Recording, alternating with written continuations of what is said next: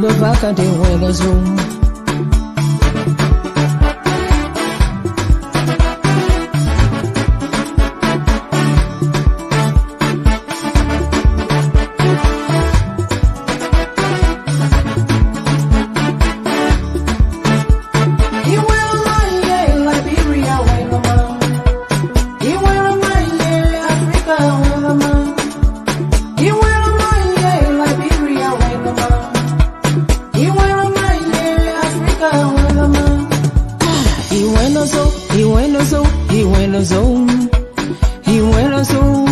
Liberia, Buenoso, y Buenoso, y Buenoso, y Buenoso, y Buenoso, Africa, Buenoso, y Buenoso, y Buenoso, y Buenoso, y Buenoso, Liberia, Buenoso. Zazo, y Buenoma, Zazo, y Buenoso, Buenjama, y Buenoma.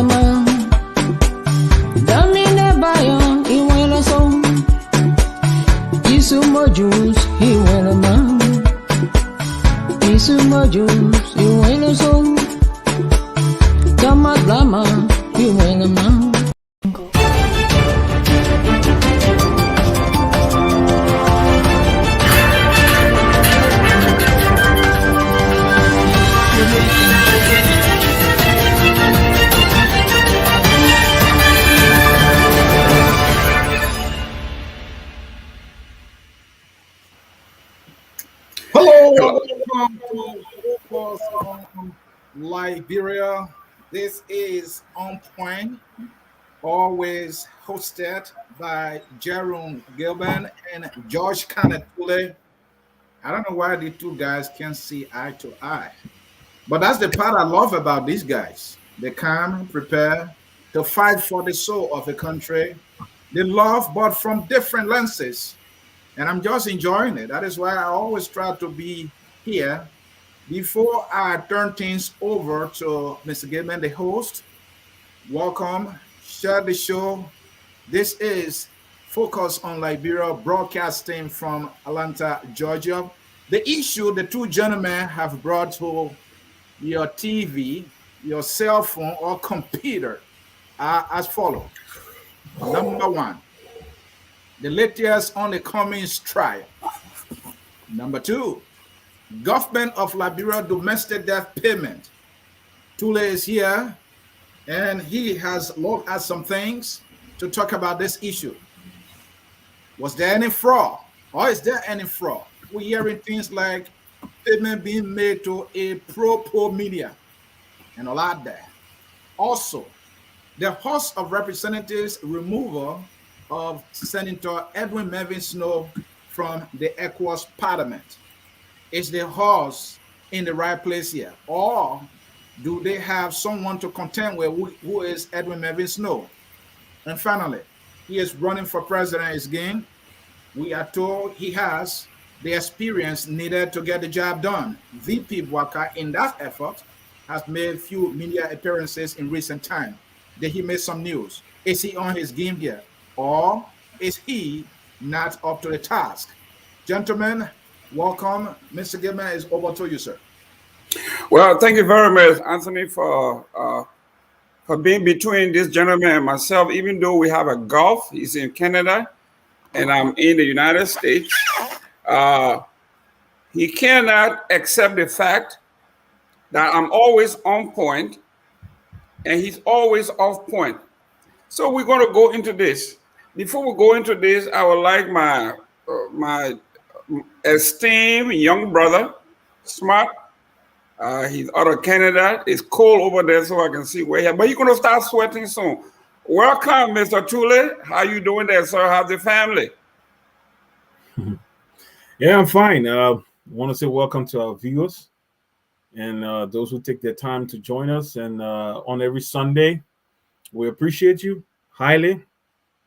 And we don't take for granted, your dedication to this show. It's because of you we are here. We make the time even when it's so difficult, when time is scarce, because we know that you are tuning in and or you are tuned in and that you are listening. And because of that, we want to come and have this Sunday soiree with you to be able to discuss things that are pertinent, to Liberia. The reality here is that we are in a country. We come from a country, even though we live in other countries. We come from a country. Some of us live in other countries, but some of those listening are back home.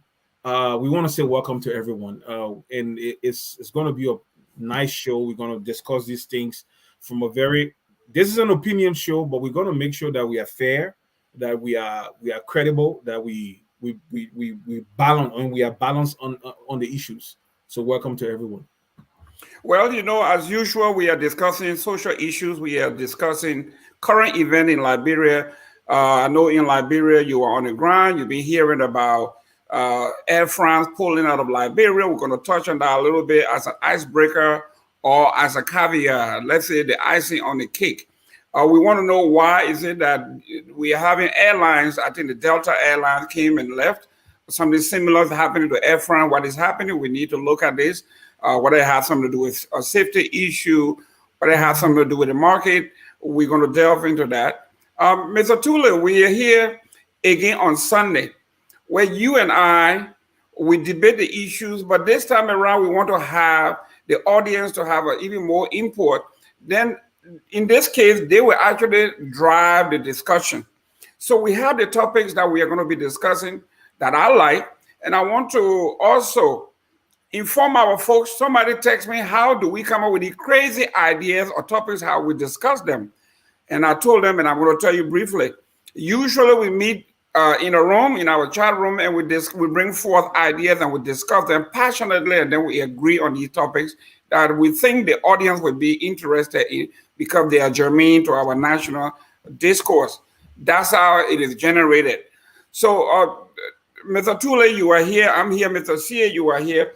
Let's get going with the trial of Mr. Cummings. I know that I'm not a supporter of the CPP. I know Mr. Tulay is not a supporter of the CPP, but at least we can give it a balanced analysis as to what is happening here. Why is this young man being hounded? Mr. Tulay, your take on this particular issue? My take. I've already established my take many times here. I said the man was going to go through some things, and there's nothing anyone can do to help him because.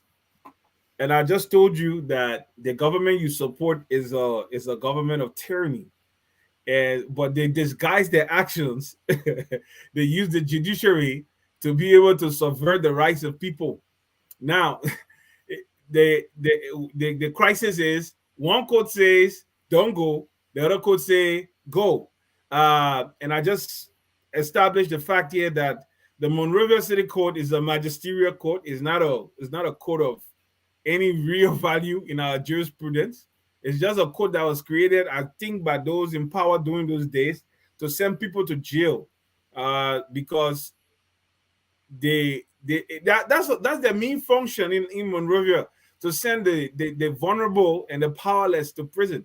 But anyway, they are the ones sitting on top of this Cummings case, which, if you ask me, I don't give it any merit. Matter of fact, but I told you, I said he was going to go through some things because he allowed himself to be played.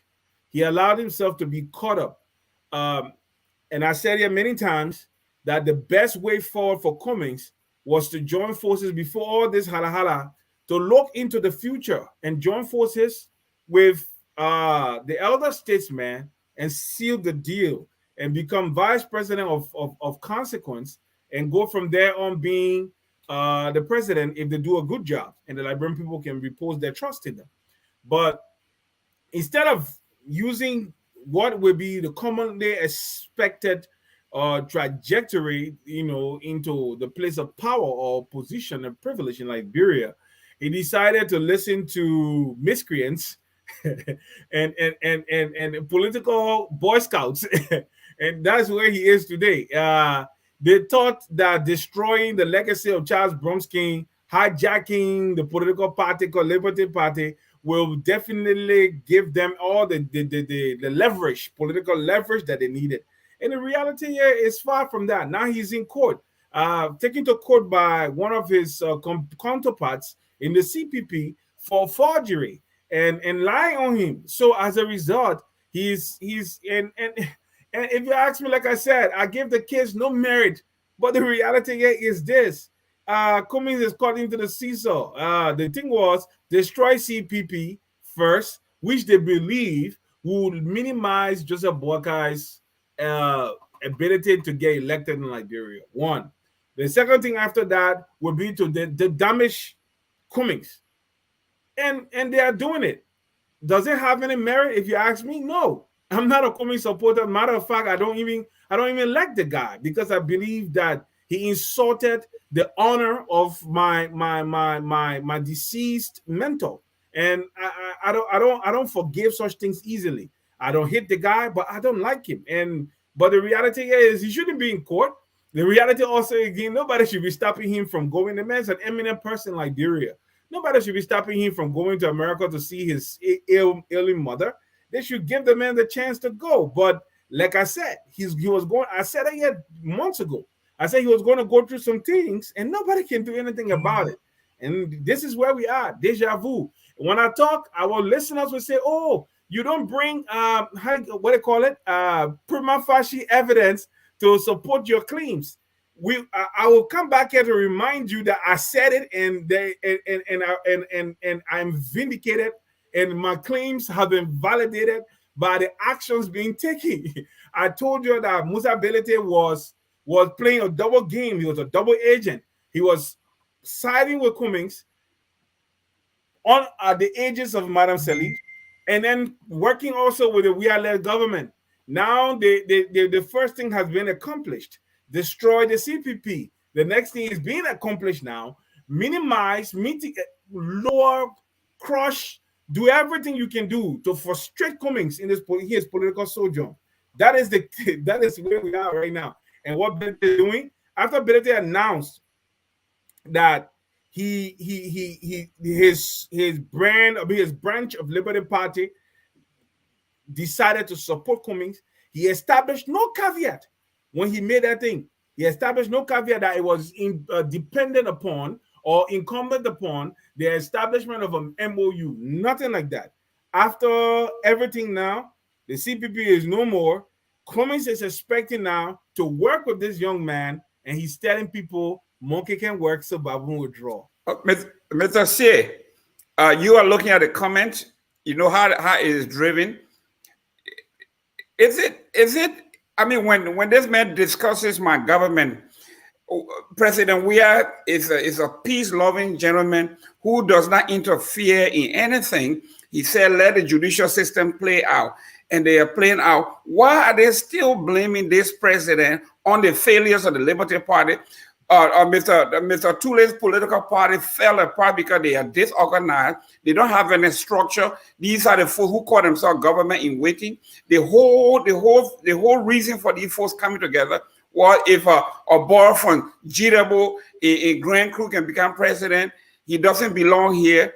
So we got this. Mr. Sieh, come to our rescue here. What is happening here to a poor man? They're asking for a passport, and he ran out of the judicial system because he did not want to produce his passport. What is all about? Thank you. First of all, let us establish Cummings is not a poor man.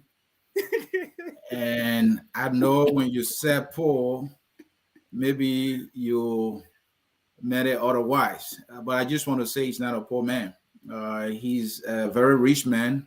And in law, when a rich man goes to court, the case is looked at differently. Let us establish that. More so when a political person goes to court, someone who has some political interest in national politics in Liberia, in this case, Cummings, and the government in power trying to secure a second term has serious interest in the case. Now, Tulay was more like what the magisterial code is more like a code intended to send ordinary people to jail.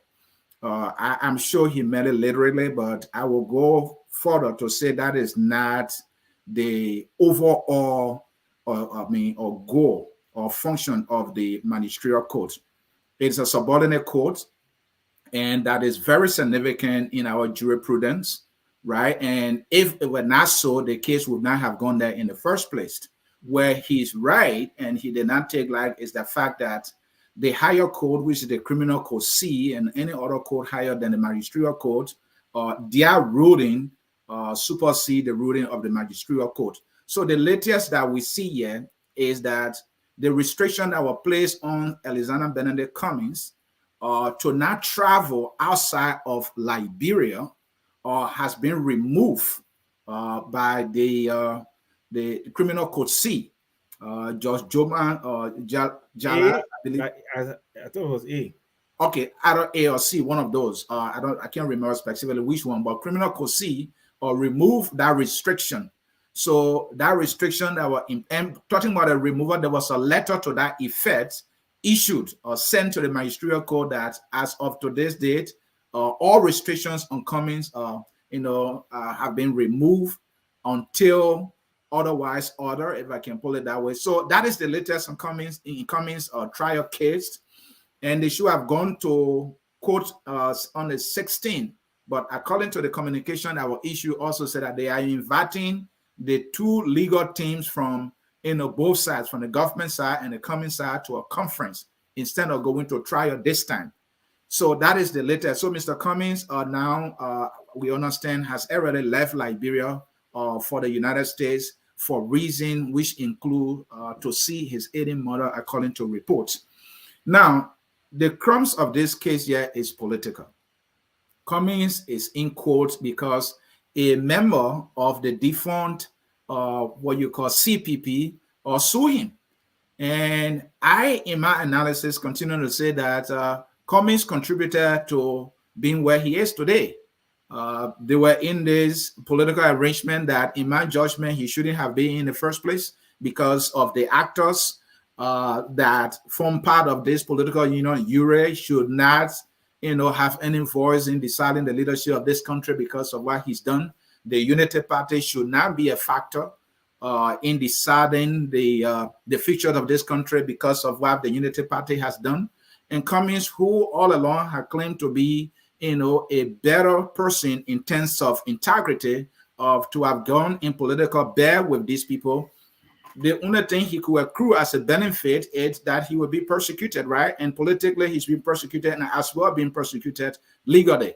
Be that as it may, Mr. Gayman, the other twist to it is the government of Liberia, with interest to this case, was terrified when the CPP was unified and were more like a robust political unit that could dislodge the CDC.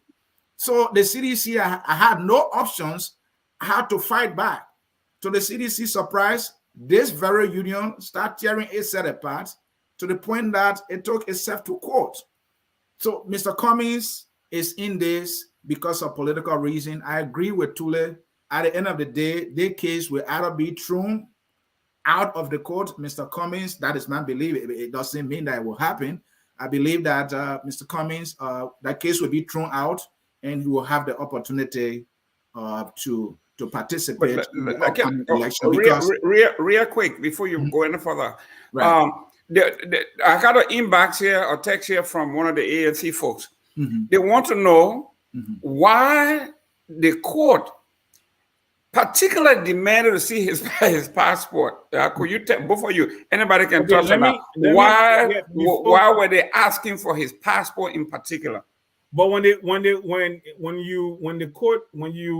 are answering a case, when you are the plaintiff, not the plaintiff, the defendant in a case, you are subject to restrictions by the court.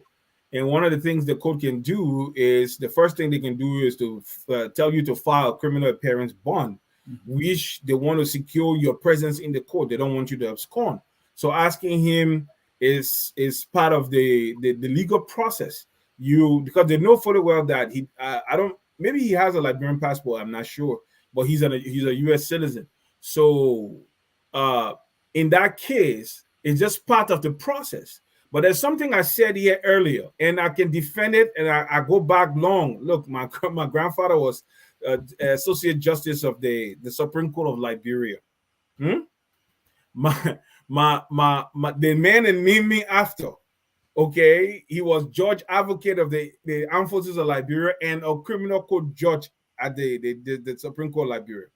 My auntie's husband was a criminal court judge or civil law court judge. I spent a lot of time in that building. Everybody expected me to go into law. Matter of fact, let me tell you, the Monrovia City Court, you can say it's the court of first instance. Every magisterial court in Liberia, their primary usage, I'm not saying their fiduciary duty or their constitutional construct. That's not what I'm talking about here. I'm talking about the application of the law in those courts has been to trump upon the rights of the vulnerable and those who are downtrodden from day one to now. Okay, so, 1 minute. So, Ansony, the reason why I'm saying this is I have been in the court many times, and I have seen. I even told you one time I saw my uncle making something in his chambers. I was sitting there, and I am telling you, the poor man goes there. If he doesn't have money, he goes to jail. Simple as that. And it's the place where the rights of people are trampled upon. And that place, they will hold you at one of the magisterial courts and then send you to that place in the middle of the evening or afternoon. And then they will just send you, somebody wants to disgrace you and send you to South Beach. They have a lay down process. Pay the money, follow it through. The person will spend the night in South Beach. If the person does not have means and influence and affluence or people strong standing behind them. I've seen strong people go to jail, my man. Strong people go to jail with money and everything. When they're ready, they will use that court to send you to jail, and nobody can do anything about it. So I'm not just speaking from head or they say. I have been in the court. I have seen it. I have followed people. I have taken people to support them all the way to central prison, taking them inside. There was a superintendent called Pee Wee. I used to deal with him. I used to make sure that he gave people good places to sleep. I know what I'm talking. Well, Mr. Sieh, real quick before we move on to our next topic here, some people are saying the real shenanigan behind the request for the passport is the Constitution of Liberia is very clear. You cannot be a foreigner and run for president in Liberia. Was this a trap? Yeah, it could be. Mr. Sieh. Yeah, whether or not it's a trap, I'm not sure, but I would say is a political point that they're trying to make, and which is that look, this man carries a United States passport, and it means that he is a U.S. citizen, and by law, a U.S. citizen shouldn't be running for president in Liberia. That is the political point they're trying to make. But it is also good for us to say, well, this man had this U.S. passport. When he ran the first time, the court did not stop him. So how is making the point now going to stop him this time? It said that you want to remind voters that Cummings is a U.S. citizen. And to Cummings' credit, right, he never denied being a U.S. citizen. What he said was, I am a Liberian with a U.S. passport. That's what he said. No, we may not have all the facts about previous presidents, all right, having U.S. passports. Roman has said that President we had may be one. Roman also had it that Ellen Johnson Sirleaf may be one, talking about U.S. citizen. And President we is serving, Ellen Johnson Sirleaf served. Cummings contested. Why if Cummings had won? It would have been a known fact that a U.S. citizen contested in Liberian presidency and won, and it's a Liberian president. So I don't see how that will actually take anything away from Cummings. But to answer your question, it was a let me say this. I remember when Charles Bronski wanted to contest in 2005, he went, and I think he had, was it citizenship or what? But he had something that he had to renounce.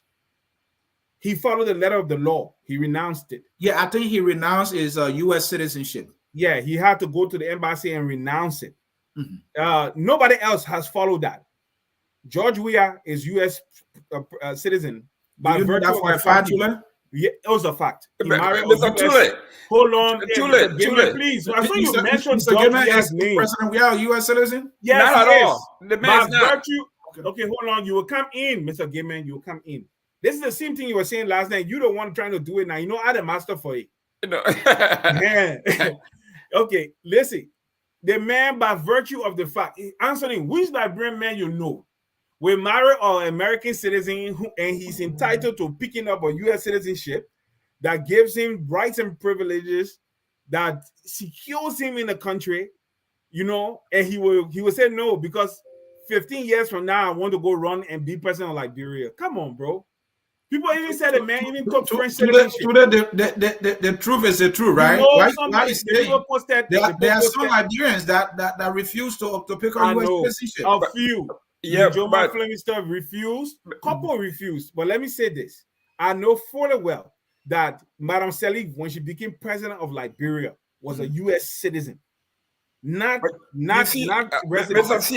Mr. Sieh, what we are talking about here, when Cummings ran last time, we didn't have actual proof. But if we can catch him with a passport that says he is, everything else was hearsay. If we have a physical passport, passport so can use it against him. That's why some folks are saying. But anyhow, that to me, that is the trap. And he was smart enough to have some great lawyers to circumvent that. And at some point, we're going to have access to that passport. But and if we have that passport, he's not running. Mr. Gayman, the issue here is this, please. That provision is a waste of time. It also excludes, the provision excludes U.S. citizens from holding ministerial jobs. Thank God I'm not a U.S. citizen. Hold on now, Mr. Gayman, I think you're talking untrue. You see? It precludes them, it stops them from getting U.S. jobs. How many persons you and I know in Georgia government today that spent all that time in America, all right, and are not U.S. citizens, and they in government and Tulay, let me say this. I know a good number of people in President Weah's government who are my personal friends and who I know hold U.S. citizenship, and they are working. But the law is clear, right? Once a Liberian is always a Liberian, and you cannot be deemed a non-Liberian if you are not given due process. So while it's true, Cummings has acknowledged and did not deny his U.S. citizenship, but he's entitled to a due process. Now, let me comment on what Mr. Gayman was talking about a political trap. I agree. It could be a political trap, right? If they get his passport in it, it will be propaganda. And now they have to defend it. And when you are coming from behind, in Cummings' case, you don't want to be fighting too many things, defending too many things. And I think that is what they are trying to do right there. Because they can file a case against him and he will go to court to fight it. And that will be another delay. And if the CDC does it, it will be a smart political move. This is politics, man. That's Whatever right. weapons you have to use it. We're not using bullets. You're using ideas, you're using strategies, anything that can minimize your opponent's chances. That is politics and that is fair game. Okay, my take on this is this. Mhm. It's the same thing I said the last time, and we have enough. Before we go forward, we have enough viewers on right now. Okay, last Sunday, I made a couple of statements relative to Musa ability and the Grand Basso fracas, Yeah. wahala that ensued in Grand Basso, and I voiced the sentiments of people that I've spoken to, who made certain statements, and they were not. My statements here were not meant to demean or particulars or create stereotypes of a particular ethnic group. Matter of fact, I also established here that I have the heritage from that particular ethnic group, and I don't want to belabor the issue, but there were people who were sensitive to the things that I said, and they felt that I assaulted their sensibilities by making those statements. And I'm one person who will speak. I was just parroting the views of others. But in parroting the views of others, I went a little further than I should have gone. And I want to, for those who felt, what a word I would say, offended, for those who felt that I assaulted their sensibilities and I wasn't politically correct, I'm the last person who anybody can ever accuse of being a bigot, or because I can't be a bigot against my own people. But some facts just have to be stated. Notwithstanding, I'm sorry for those who felt offended, and I'm not a bigot. I am not somebody who wants to play down or stereotype people. But certain times when accountability is called for and certain things are traits, sometimes we have to establish those facts and say, hey, there needs to be a change going forward, so that when people look at me and say, I know this guy, like Mr. Gayman can say, Loma people.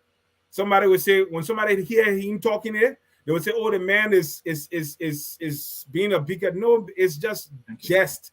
And sometimes he's stating the fact. When somebody say Loma people can use arrow for L or L for arrow, why get offended when it is the fact? For me, it's the fact, and there's no hate in it. It's just stating the fact. Sorry for those who felt offended on Sunday. I am so sorry. We are here because of you. I won't come here if you are not listening, to be honest. I only come because I know people will tune in and listen. I don't care about these two guys on the screen. They mean nothing to me. They are just my compatriots. Well, ladies and gentlemen, I mean that will mean something to you. That's right. Okay. For those of us, cup just now. What are you doing with that kind of cup? I saw you with a cup. What you want one? Cup? Huh? You want one? Why you got written on it? First of all, what's the name of that cup? If you're not supporting Trump, then he's supporting George Weah. Put that cup away, man. Look at this cup. Gentlemen, you need one? You're suffering our people. You can't talk about you see one of the cup. You know the reason I brought it up, because we are going to a topic that Mr. Tulay is salivating about, which is the domestic debt of Liberia. He's salivating on it. But before we go to that, I would like to point out that we interact with each other here. Mr. Tulay is no bigot. We know that. In the line of work that most of you guys do that I just joined, sometimes things just happen. You just say things. And I'm glad he was able to come and straighten it out. There's nobody on this show that is bigoted. There's nobody on this show that hates any other tribe or will put any other tribe above anybody else. Mr. Sieh, I think you can smoothen that out so we can move to the next topic.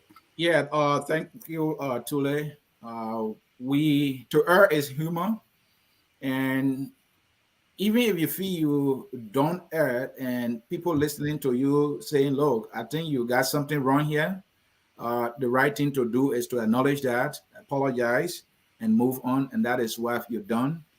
That is what men do. That is what leaders do, and I think it's a good thing that you did that. Mr. Gayman, so that would do it. But please put that cup away. That symbol there is a symbol of mystery and mayhem, economically speaking, for our people. Pull it away. This is CDC Munya, but Mr. Tulay, you've been salivating since last week. You want to talk about the domestic debt payment. I have told you what the domestic debt is all about. For those of you who are on the other side, it is a category. It is a line item within the national budget. Last fiscal year was 72 million.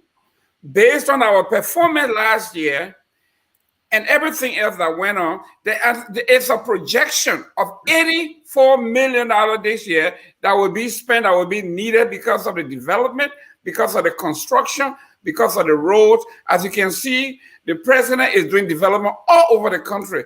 So we are saying with all of the development comes invoices. And based on the road to the Lofa road, that's a huge project that we didn't have last year. We are going to underwrite that project. The road to Sacré-Pied. I mean, we are talking about major project here. So this is where we are with the domestic debt. Mr. Tulay has been salivating. Mr. Tulay, it's all yours. No, yeah, I will let Ansony take the lead on this, but I want to say this: that money for Lofa is not coming out of your budget. You don't have the money to build the road to go to Lofa. The national budget is expenditure heavy, not that developmental expenditure, but recurring expenditure heavy. So as a result, there is nothing really in that place for actual development, because you would say, let's take care of the most important thing that add value, that increase the worth of the Liberian people. And some of those things will be basic investment in education, making sure the students have roof over their heads, making sure that they have chairs to sit on, blackboards, their teachers are well paid and even trained. Those are the basic things that we look for from that big budget that they say they have.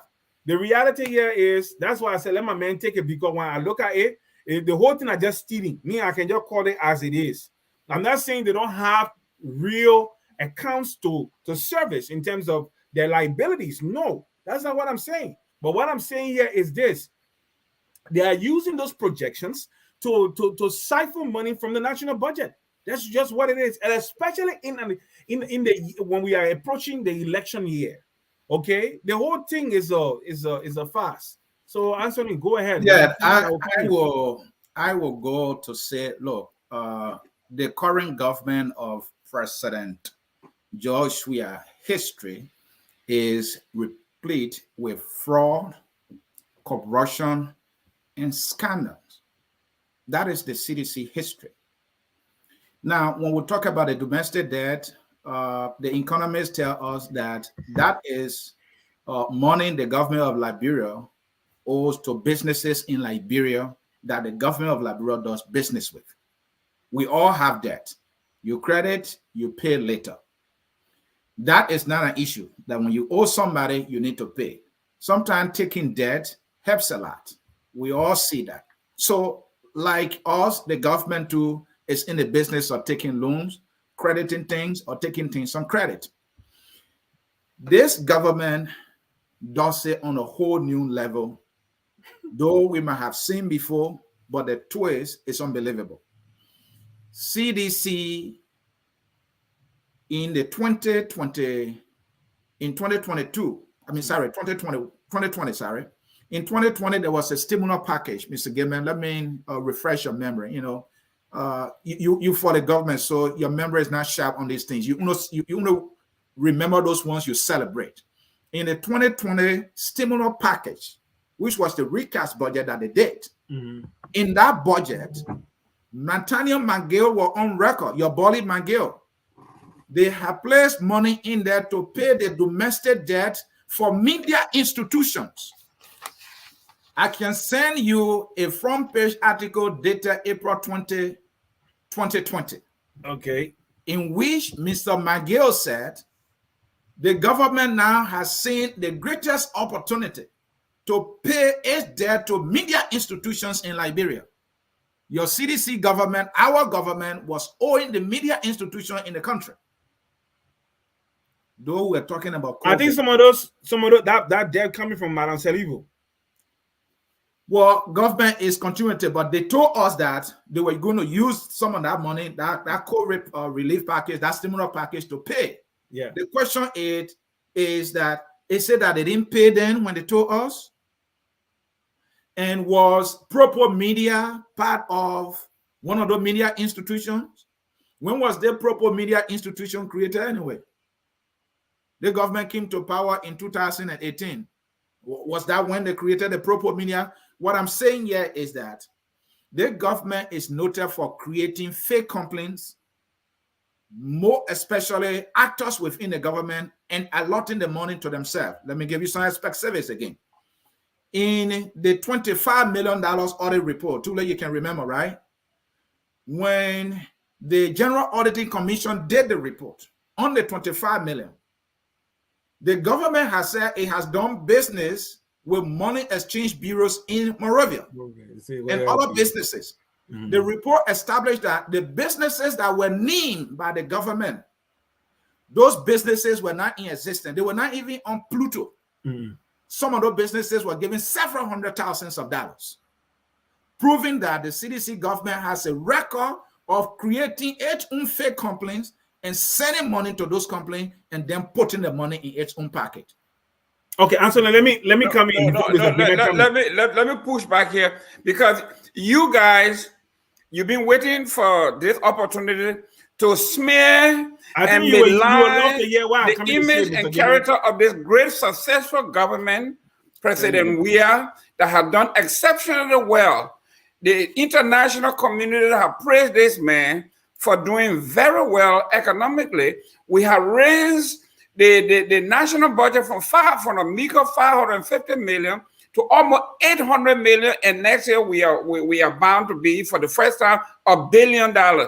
All we hear from the opposition, people, all the hate positions, people who don't like the great thing this man doing, they all come out here and come up with all these fake accounts like we gave money to money changers, and we went and Jesus came into the church and turned the tables over because money changers were there.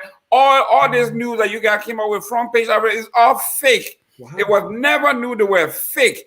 Wow. We show you, the Crow report show you where the money went, how it was done, and you guys never even visited the vault to count the money. Report, so you come out here and want to malign the great man, or great man walking. I just cited the GAC report. That is a report that came from your government. Yeah, but your government reported that some businesses named by the government were fake, were not in existence, and were given several $100,000s. But listen, when the audit is done, they give you a chance to rebut, to give a counter, and we did. It was a mistake on the GAC's part to say that some of those names were not there, but those names were there. Okay, there might have been some, let's say, if I'm spelling Tulay, I may have said T-O-L-E-Y, and it actually should have been T-U-L-A-Y.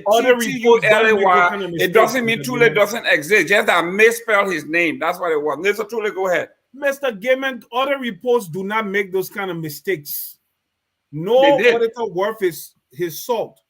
We look at files, and that has because when other reports are being done, they take the files and they scrutinize them, and they establish their criteria and make sure that all the different transactions meet the milestones to be credible. Other reports do not make mistakes like that, typographical errors. They don't exist on credit report on other reports. But anyway, let me just give you some history here, Ansony. The reality here is the We Are government is not alone in this. They inherited a system of corruption, and they have just improved upon that system of corruption. They have widened the gap because they have one of the things that is prevalent in the We Are.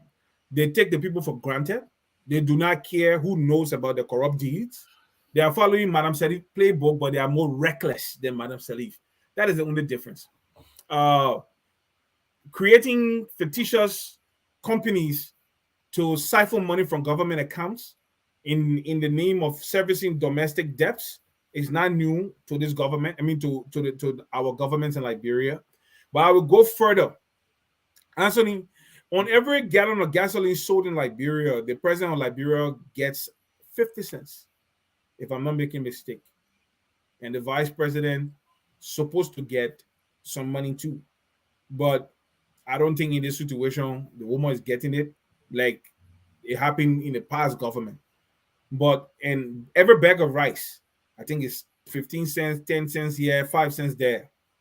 And the importers, the wholesalers, remit this money to specific accounts for the principals. Let me put it that way. You see how they do the transport thing, the re-registration of license plates and the insurance schemes, and sometimes they come and say you need to put strips of reflectors on your cars and everything. All those things are schemes to steal from the common people in the name of legitimate government transaction or government revenue generation. So it's not new. It's not a new thing that is happening in Liberia. The stealing that is going on here is not new. It happened under Madam Salif. In fact, somebody were in government, like the Tulay man was around the Ministry of Planning. He knows about the stealing. They had their subordinates who were part of the whole chain of events that leads to stealing, siphoning off funds, whether it's revenue or dealing whatever way. They have the different ways of stealing. Like I said to you, every gallon of gasoline sold, there is an amount that comes out that goes to the executive. The way they divide it is left with them based on their own. And I'm saying this, and I dare anybody to say that lie. They will not. The people in government right now will not come and say, "Yeah, we know about it anyway." But people will know. People out of government can tell you, can attest to that fact. So they're not new, but what they are doing in this time of economic hardship, in the time where the living standards of the people are dropping every day, our schools are bad. Down to the University of Liberia have not been renovated or painted in a while. The people don't have a very conducive learning environment to go into to learn. So when you're taking $4, $5, $10, $20 million and putting it in your pocket under the guise of running a government, you're just affecting the people. That money can go to a lot of things. Like, for instance, I always say this: Monrovia doesn't have a well-established first responders, emergency responders, or fire system in place where you can call a particular number and an ambulance can come and pick a pregnant woman or somebody sick from their home to take them to hospital. All these monies can buy ambulances and run it, but nobody cares about the poor. You see, so they inherited a corrupt system devised and established by the Ellen Sirleaf government, and all they've done is they just seized it, improved upon it, increased the volume of stealing because they are more reckless and they take everybody for granted. What will we do when we know about it? The president's union address. The address says that we were building and reconstructing 256 new schools around the country. Where do you think we get our money from? So when you are talking about domestic debt, this is where the money is going. When you're talking about those new pipes, water pipes that are being laid all in Monrovia, It is a combination of the work between the government and international community. Now you're talking about ambulance system. You and I know in this country, it is effective because we have a property identification system where when you call 911, it registers in the 911 office that I'm at 205 Broad Street. Liberia doesn't have that. So what I'm suggesting to the government, it is that Liberia needs to invest. It might be about $3-4 million to put that in place. We have to have that established. They have to make that investment. If not, we are actually working from the periphery. Somebody who is along Tottenham Boulevard, you call the police, they may be able to go there because those places are all laid out to some degree. But beyond that, forget it. You saw when those children in the madrasa got burned to death. When the call came in, the ambulance came. I mean, the fire department came, but couldn't even get there because there were no layout. They couldn't identify the place, and those kids burned to death. So yes, if we are talking about real public policy, one of the things that we need to do now is to invest in our property identification system that will be all over the country, and then we begin to open those alleys. So this is where I think when we talk about domestic debt, those are the areas that some of this money will be going, and hopefully that those of us who are not in government, where we are proffering these new ideas, that they are listening and they will be able to take it, because property identification system costs a lot of money, but it's very effective. If you spend $5 million to do that, it will save you about $100 million in 10 years. So it is a no-brainer. Mr. Sieh, I think you close on this, and then we move on to Mr. Snowe and what's happening in ECOWAS. Your turn, sir. Look, Tulay was very succinct on this issue. Adding Justin Sirleaf, the Unity Party, cracked up this corrupt system for their own benefit. All right. And that is what the WIA government inherited. And they feel that it's good for them. They don't know that it's bad for Liberia. For some reason, our current government sees Liberia as those in government who have access to state funds. And in as much as they are okay, in as much as the king is served with whatever he wants, all is well, celebration continues. And they are celebrating in stealing and looting state resources by creating fake and bogus complaints. Some of the complaints, in fact, they don't provide any service for the government. They just reach out to them and say, just send us the invoice that you provided the service for the government. I will make the funds available and give you the funds, and then I will give you a little cut on it, and that money goes into that person's pocket. Mr. Gayman, this is the sad story of Liberia, that we are stealing from ourselves money that should be used, to rehabilitate people, the Zogos. Government actors are trying to channel these funds through bogus complaints, some of which they created, or legitimate complaints that they have reached some form of agreement with just because they want to snatch money from the poor masses of Liberia. This is sad, and it's sad that a CDC government, quote unquote, the masses grassroots party, is doing this to its own people while they walk in the street like zombies and even thirsty for water to drink. Oh yeah, Mr. Gayman, before we go, let me just say this. That is why the CDC have lost that base that voted for them numerous times in Montserrat County, because they have lost touch with certain established realities, that they are a grassroots party, that people from the downtrodden masses have been their mainstay, and they enter car and enter air-conditioned offices, and they forgot about their support base, those who have sustained them politically for all this time. That is why Dillon is Senator Dillon is a senator in Liberia today. He wouldn't have won Montserrat otherwise. But the winning of go ahead. The departure of your voting base. Your voting base, almost 70% or 65% of your voting base, based on next own how you call it, data. Between the age of 18 all the way to 35.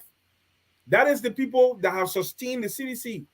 And if you can't craft policies and programs to make sure that they are targeted and that they become partakers of the national cake.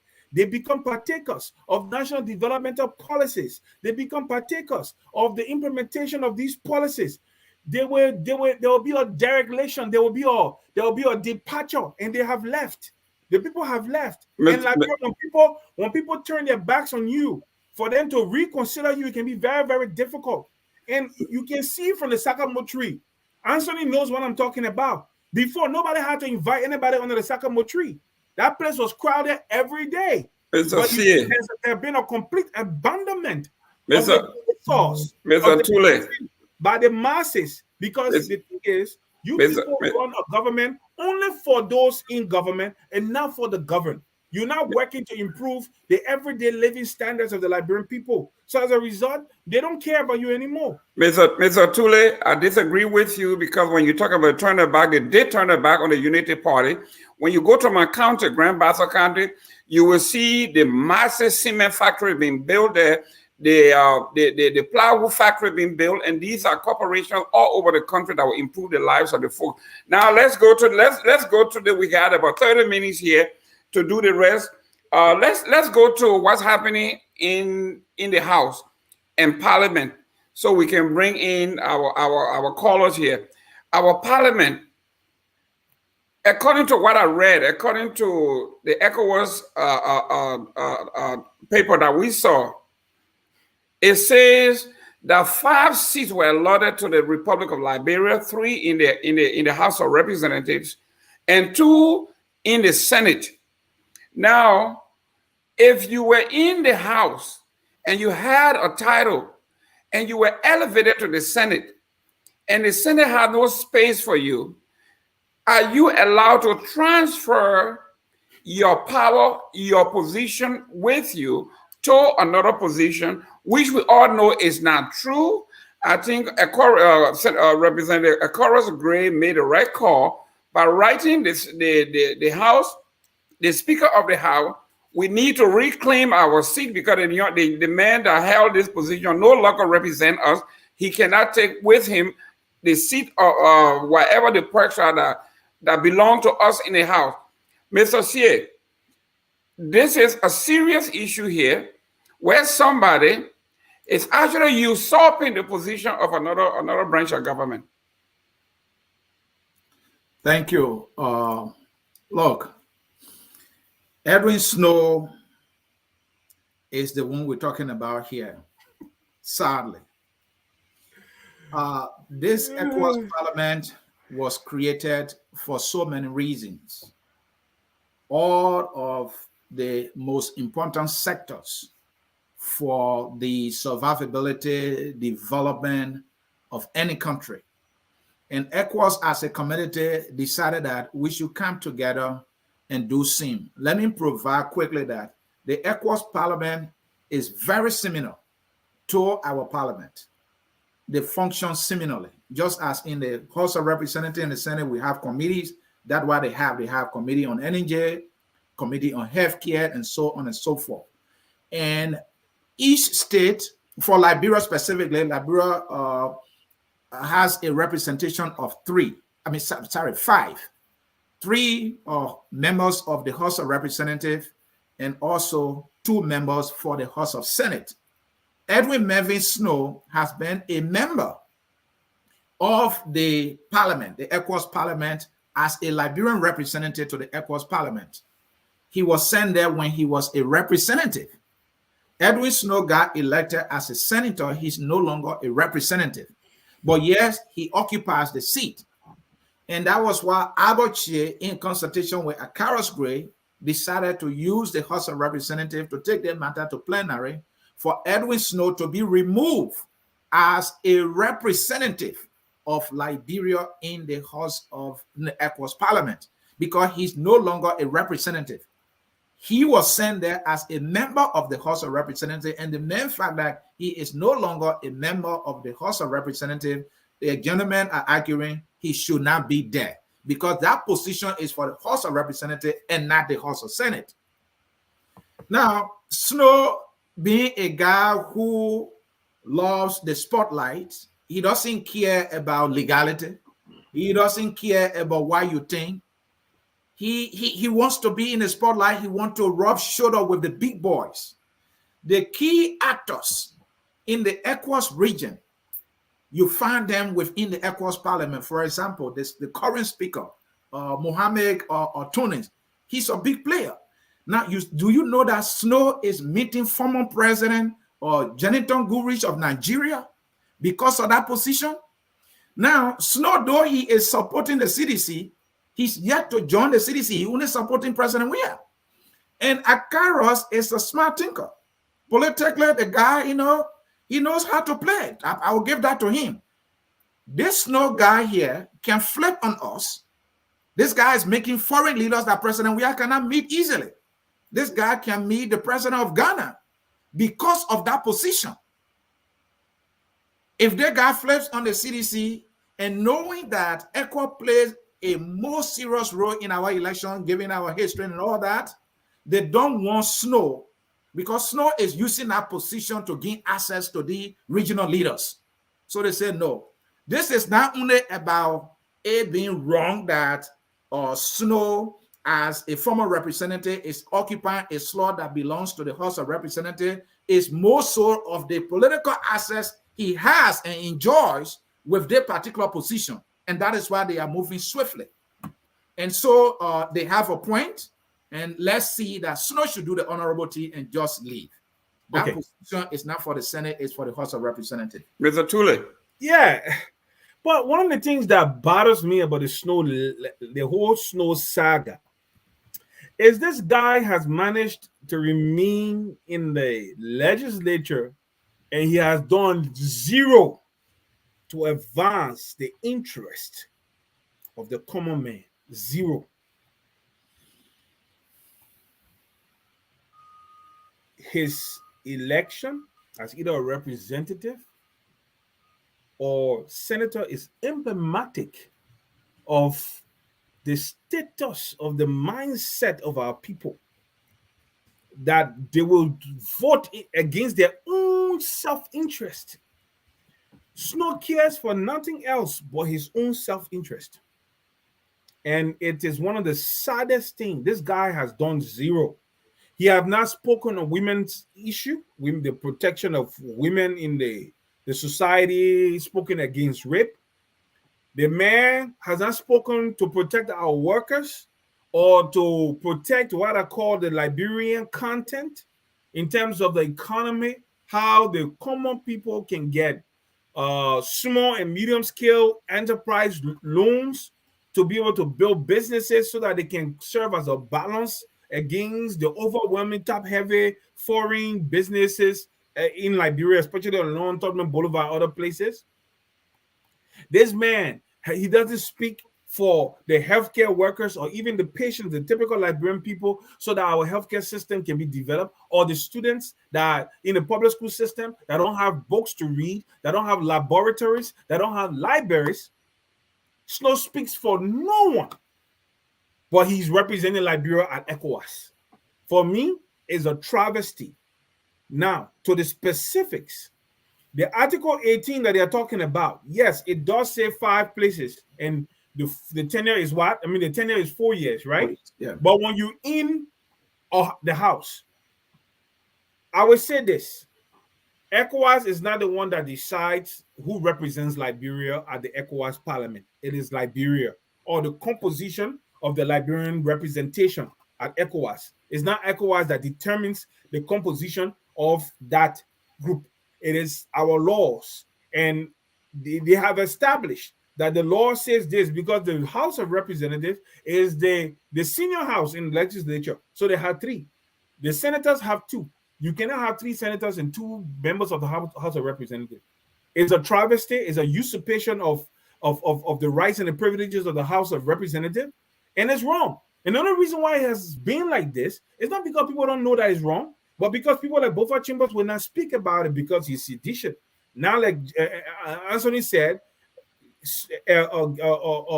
Gray is about to use his CDC machinations to get either Snowe to capitulate and join CDC formally to get CDC protection in this situation, or step aside from the ECOWAS Parliament. The reality here is ECOWAS Parliament, our own Parliament, this guy has done nothing. How many good laws, even the issue of his oversight, has he performed his oversight duties? Have he spoken? Has he held the executive to book, to order, call them to accountability? Never. This guy is a game player. He's a fair weather cock. He spreads his wing where the sun shines the most. He's not in the interest of any single person but Snowe. That's his ethos. That's his mental state. He's only there for self-aggrandizement. And it's wrong. He needs to be kicked out of not only the ECOWAS Parliament, but the next election, the people of Bombing should vote wisely and remove that man from there. He has stolen enough money from Liberian people. Let him go and retire now. Excellent. I think we're all on the same page here. Edwin Snowe is somebody who has spoken recently on issues, but like you say, he takes the concept of politics, which is self-interest, to another level.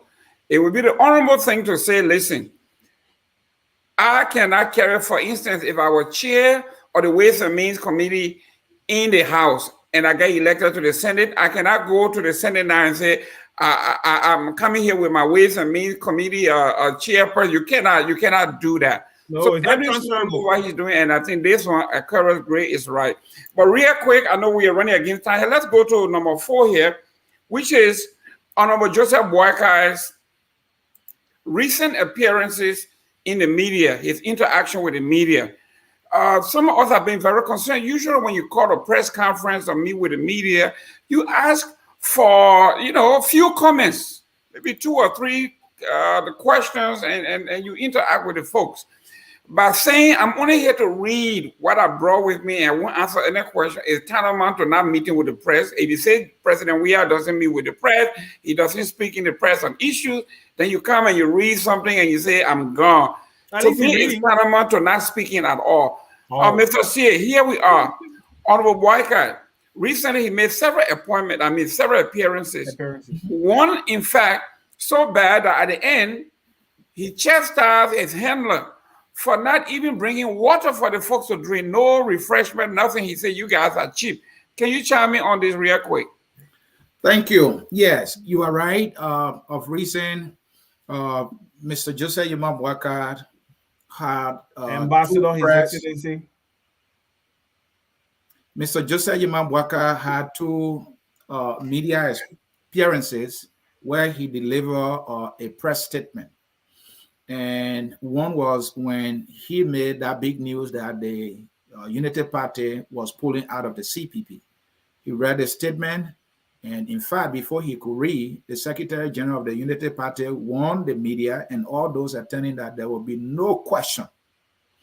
That proved that he is like President Weah, who does not take question from the media. Now, the most recent is when he spoke on the sexual and gender-based violence crisis that we are having in our country. Something that serious, an experienced former vice president who is the father of the nation.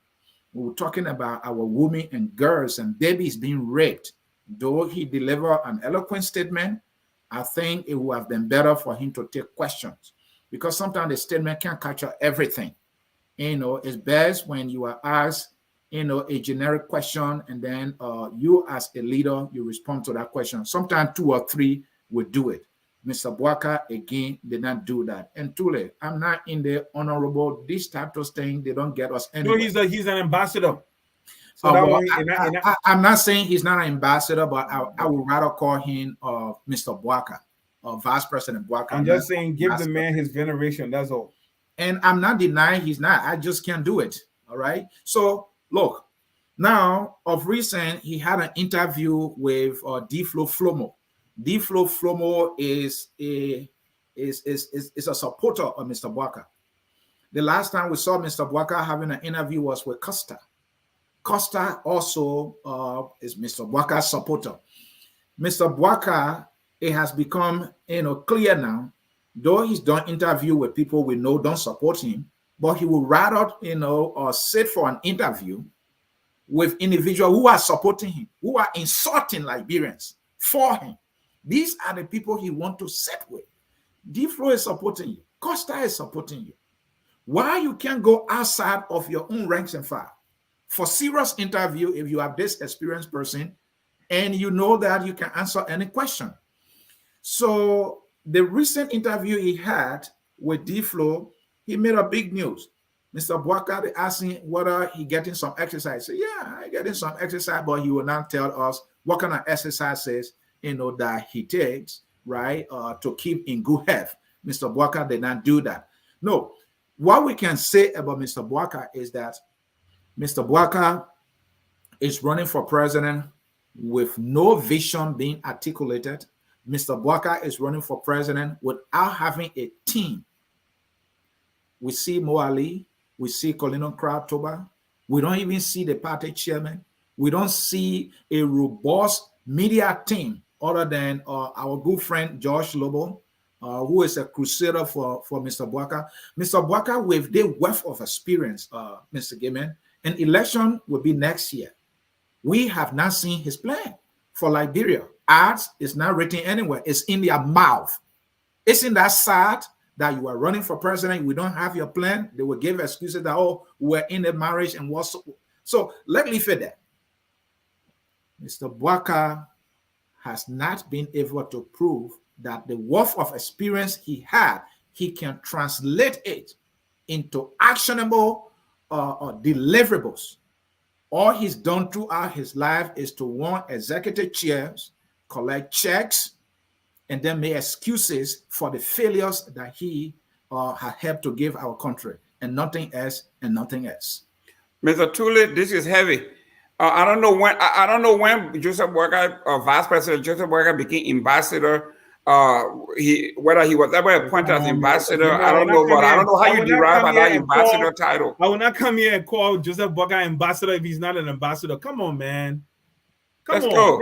Listen, his title is Ambassador Joseph Gayman Boakai. Whether you want to call him His Excellency because he's former president of Liberia, he has an ambassador. Former vice president. He is an ambassador. He has an ambassador. He was an ambassador. I call it extraordinary plenipotentiary. He was an ambassador, or duly noted ambassador. When he dies, his official gazette will carry Ambassador Joseph Gayman Boakai. Ambassador to where? What did I say just now? I said ambassador, extraordinary plenipotentiary. I don't know to where, but he was ambassador.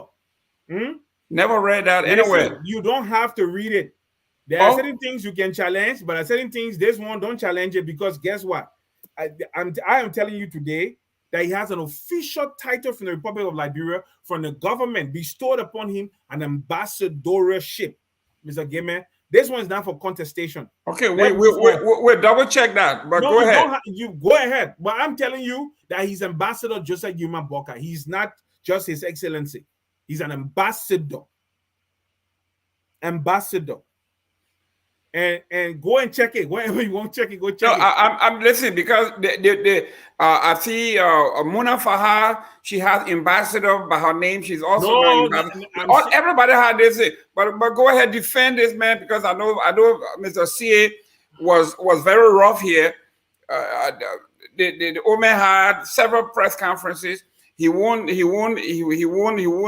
He won't ask questions. They won't ask you questions. He won't even entertain the idea of a question. Mr. Gayman, this is where you and I have a serious departure. I support Joseph Boakai, but I'm a man of principles, and I'm a man when Joseph Boakai, when you lie on Joseph Boakai, you, Mr. Gayman, you lie on Joseph Boakai, you will have me to contend with seriously. I will push back against your lies and every other craziness that you say about Joseph Boakai. But the reality is this: we expect more from the front runner of the Liberian opposition, and it's just the reality. So his handlers need to get their heads straight and get together and make demands and tell him what he needs to do to be able to present a better show, a better front to the viewing public or the listening public or his audiences.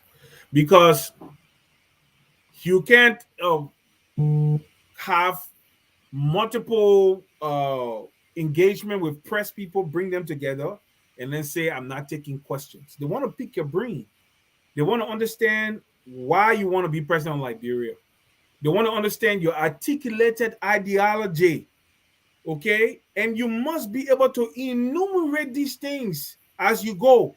That's why you see, I supported Charles Bronski, because in the middle of the night, you wake him up and say, what is your understanding about these things? Charles Bronski will wake up and will enumerate his plans, his desires, his vision for Liberia. I am not saying my Uncle Joe doesn't have vision for Liberia, but like Ansony said, my Uncle Joe is not going about the business. They have not made it their priority to sell that vision through the mouth of the vision bearer, not through his surrogates and subordinates or his proxies. So it is something that needs to be looked at. It's something that needs to be addressed. Am I a supporter of Joseph Boakai? 100%. Do I believe that he should do better when he's doing his press conferences? Yes. Does he not taking questions equate him to George Weah? Never, not by sight. He and George Weah intellectually, they're not only on the same plane. Okay? But the fact is, if the old man goes out there to speak to the press, the old man should be patient enough to take questions. And the people will see your heart, your true intention for Liberia. This thing is not just about, because you see, let me say this, the messaging is very important. He already wears a very unpopular cloak, the Unity Party attachment. The fact is, people still believe, even though he will be president, his entire foundation will be Unity Party. They see corrupt people, they believe that stole under Madam Selig will come here again to come and steal because they're all part of the party. I beg to differ. I'm not saying stealing will not go on. Stealing is a Liberian heritage. Governmental stealing is a Liberian heritage that we need to change. It's in our DNA. But what I'm saying to you, he's a disciplinarian and he knows what needs to be done. And the people who stole, the people who have privilege under Madam Selig are not with Joseph Boakai. Great. They all left. They all took that other Unity Party when she was expelled. They all follow her. They are all her stooges and her surrogates and her proxies. So as a result, they're not part of this other makeup. But still, you need to prove to the Liberian people that we are different. You need to prove to the Liberian people, we who support him are saying this now, that this is the time the messaging has to be on point. It has to be different. We have to start selling to the Liberian people that, yes, we still carry the Unity Party. We exile Madam Selig from here, and we have a different view, a different vision for Liberia. And the vision bearer, despite his age, his advanced age and everything, should begin to enumerate what are his plans on every important facet. You cannot leave it to the imagination of the people to believe that you will do these things when you become president. No, we don't want a bobo president anymore. We want a president that will enumerate his ideology, well articulated, so the Liberian people can know that when they're voting for him, they're establishing a contract based on what you said you will deliver. So in this particular case, I would not say, I know Ansony was a little bit disrespectful to the old man, refusing to call him by any kind of venerable title, being vice president of the Republic of Liberia, and he doubled down on it. But at his right, he can go ahead and do whatever he wants to. But the fact is, he is Ambassador Joseph Yuma Boakai, the former vice president of the Republic of Liberia. Thank you very much. I'll be very brief. Okay, we want to go to the comment after this. Go ahead. Yeah, Mr. Boakai was ambassador for YMCA. I've been looking everywhere, and I may be wrong here, but there's no record where he was appointed by a president and sent to any foreign nation to represent Liberia as an ambassador. What I read, according to his biography, the profile that is on Wikipedia, and also there's a concise one that is also on the internet I just read, he was ambassador to YMCA. He was never an ambassador to anybody, I mean, to any foreign nation.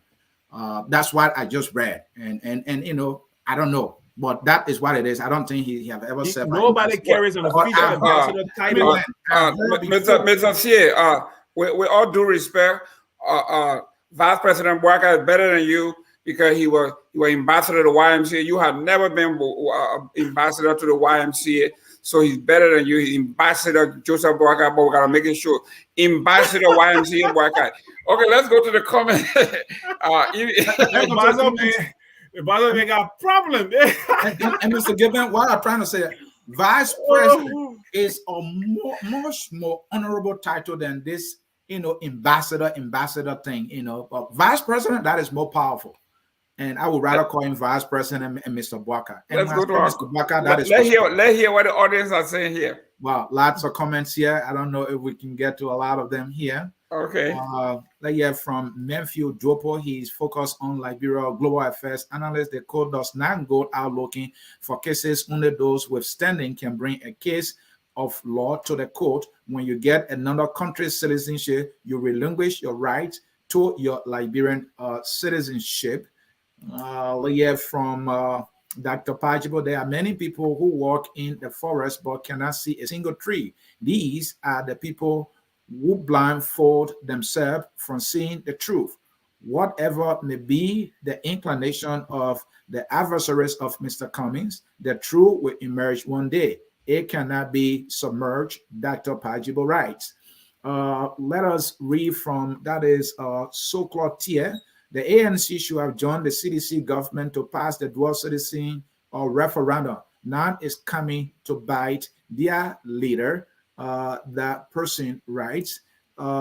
This writer, that is Infant Benny, please talk about your lazy opposition that are in President Weah's government to look back by stealing and massive corruption. Go and ask Chinese Light DeLon. Let me bring the one in. This writer, that is Winshin. I don't know how you answering. We love and follow your show. Please don't bring Gayman on here. Mr. Gayman is a Liberian. He supports the government. What do you expect him to say? We will see the government. Hallelujah. Is one of the hosts of this show. Ansony is a guest here.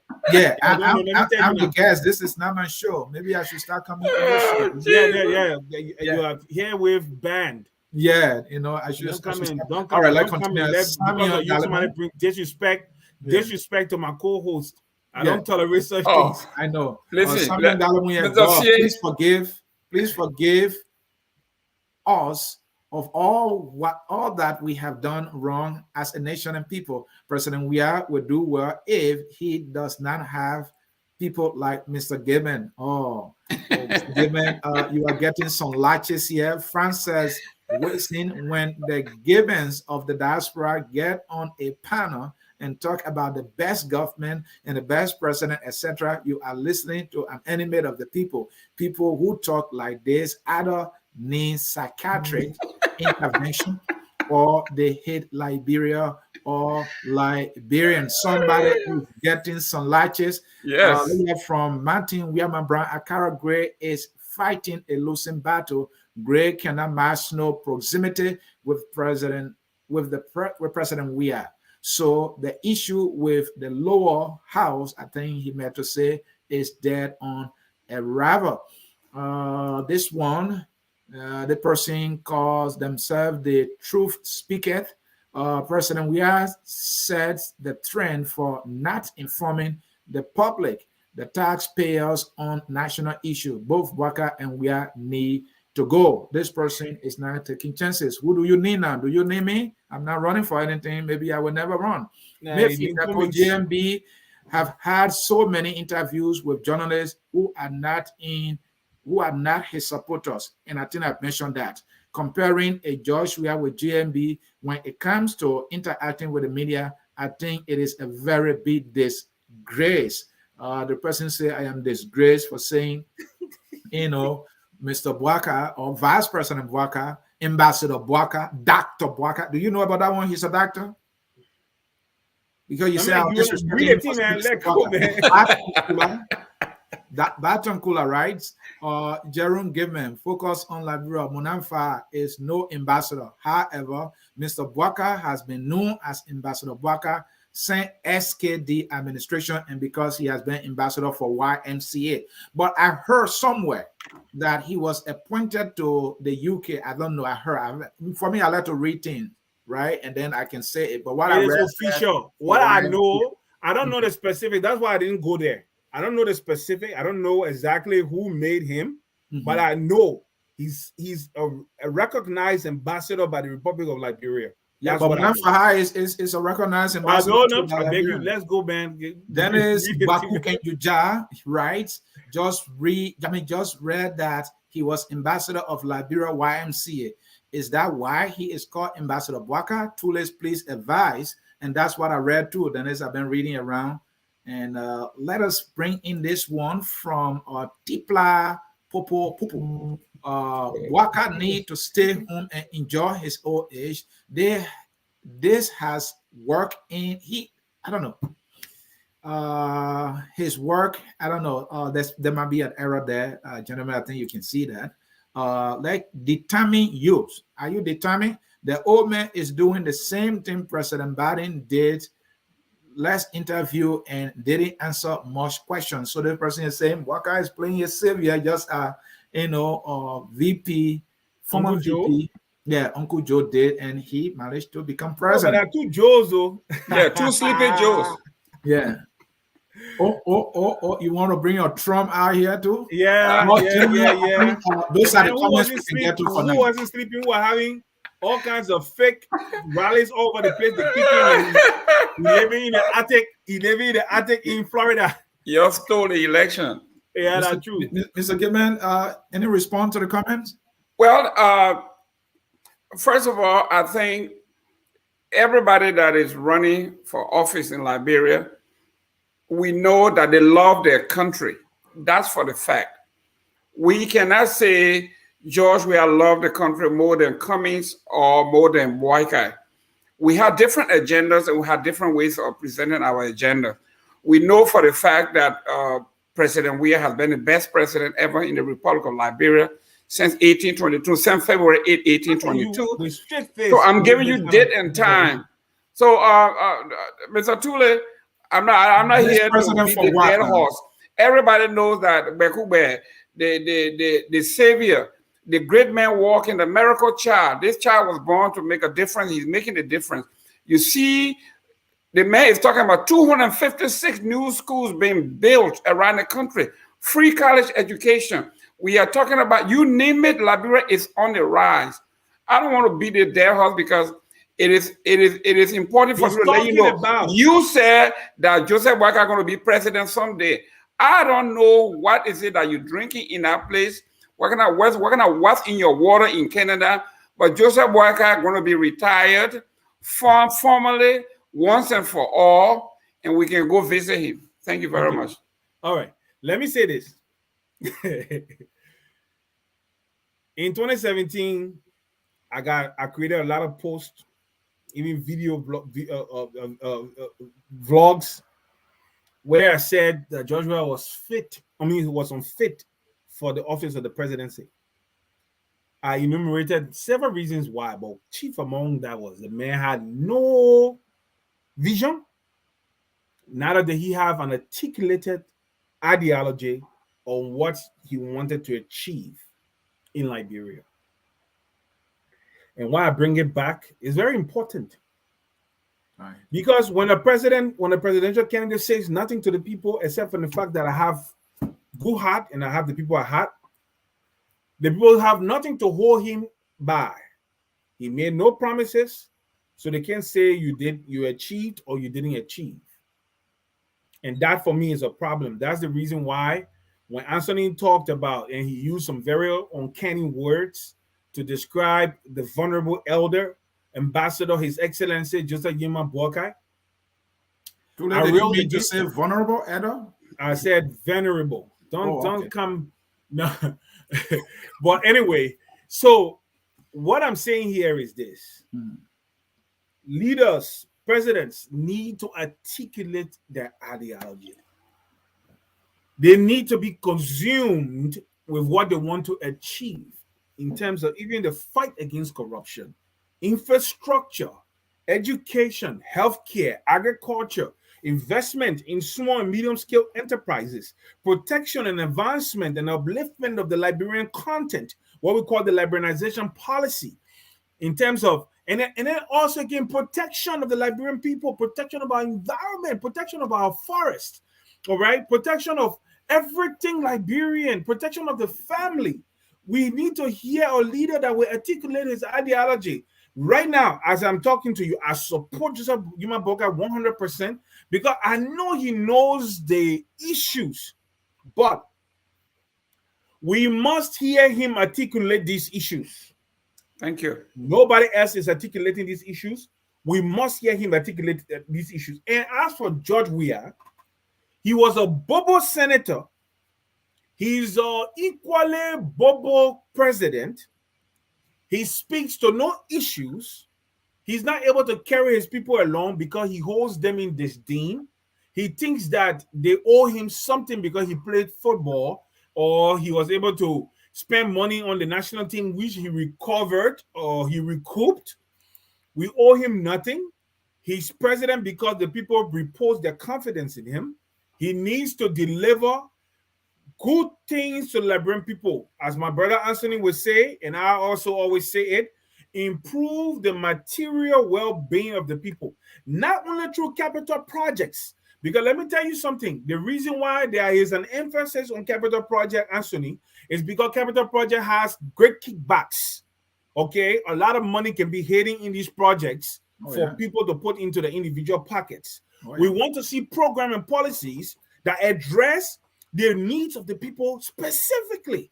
Like, for instance, how can you go into Redemption Hospital and make sure that that health delivery sector, a place of service, is functioning at optimum? That is what we are talking about, leadership. Now, when you sign a contract for a hospital, for a market share to be built, and you say is what, $5 million? Was it, Ansony, was that what they say it cost? He said it was, I think, 4.7. Ladies and gentlemen, 4.3 million. Well, hold on, Mr. Gayman. Whatever was established for that place, we all know that the same thing I'm talking about. It was padding. They padded the budget for that place and put some money in their pocket. This is not right. We need leaders that will try for once in the history of this country, our country, Liberia, to do something to improve the material well-being of the Liberian people. Until that is done, we'll hold everybody, including my own Uncle Joe, articulate your vision. Let the people hear what you want to do. Not imagine that you know what to do, so therefore you will do it. They want to hear what makes you different, why they must repose their confidence in you. Say it now. Don't wait until 2023. Begin to say it. People say, oh, when you say Apple will copy. No. Guess what? When you say it, because you own it, you will say it in a way that nobody can copy. Mr. Tulay, thank you very much. I think if President Weah was Bobo, then Joseph Boakai that been in power for 52 years, a Bobo square. But anyway, ladies and gentlemen, we have come to the end of our program. We're going to ask Mr. Ansony Sieh to close out. He's our guest. We're treating him like a guest. Take her home. Thank you. And thank you, folks, for coming to the broadcast. What I want to close with here, Mr. Gayman, is Edwin Melvin Snowe is in error, but it is obvious that he is determined to hang on to that seat in the ECOWAS Parliament, that he's not entitled to the main fact that he's no longer a representative, and the House of Representatives is entitled to 3 seats, and the House of Senate is entitled to 2. In the Senate, the 2 senators are there. So the Senate cannot have 3 persons.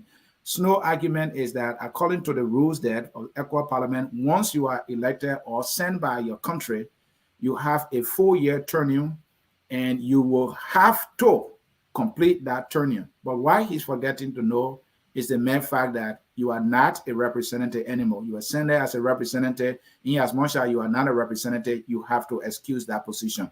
In Snow's report that he submitted, this is his 2019 report. You see that submitted by Edwin Snowe, and what is the name there? Retire, ROT, Honorable Edwin Melvin Snowe. He was the head of delegation. So that's what Snowe telling the ECOWAS that he retired as a member. of the House of Representatives, and yet he wants to occupy a seat that is for the House of Representatives. But Snowe, I think, will try to hang on to that seat because he enjoys power, and that is sad that this guy will not stop. Folks, this is how we will come to the end of this edition of On Point here at Focus on Liberia, where we always educate, elevate, and promote all things Liberia. I was on point. Tulay was half on point. You were not on point at all. I get the last word. You refused to give the old man his veneration. You are now on point. You are completely off point. The man, double down in your. The man's supposed to close out. Mr. Sieh, are you going to take us out here? Or we're going to regenerate this thing? Go ahead. So, folks, that is how we will close it with this song that says, "We are all Liberians," and Joseph Boakai is one and one. Tulay is one, and no one is more Liberian than the other. Thank you, folks, for watching. No name is a Gayman American citizen. We are Liberians. Liberia is our home.